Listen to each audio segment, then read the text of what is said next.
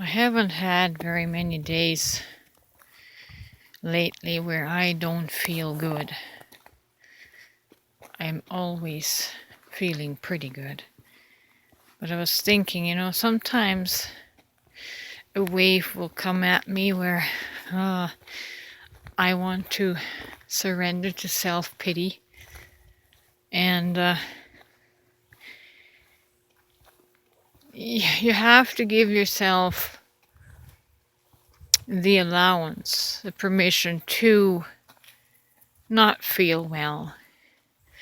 And momentarily you can acknowledge that it's okay. You need to do that. But when you have made the connection to your higher self,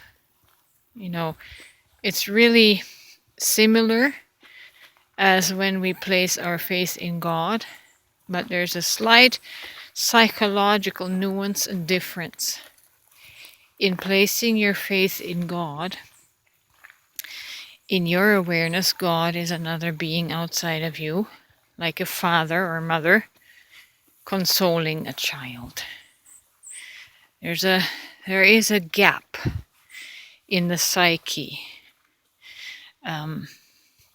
that is not quite closed. So because of that gap, we're going to fall into the either or category, and we will fall into self-pity in the ego, which generally pulls us down further and further, even though we put our faith in God, to watch over us. But because there is that subtle nuance, that subtle distance, subtle separation, the comforting is not quite as effective. Because of the separation, we can only fall into self-pity and victimhood. But for the person that has made the connection that their higher soul is God, and obviously the higher soul is you, it's not another part, another entity, or another person consoling you from the outside. It is you. You have a higher part that can console you while you are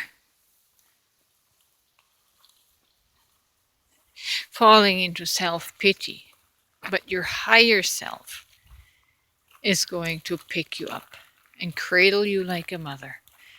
And so the self-pity is not going to swallow you up because you are unified in your consciousness as that one being.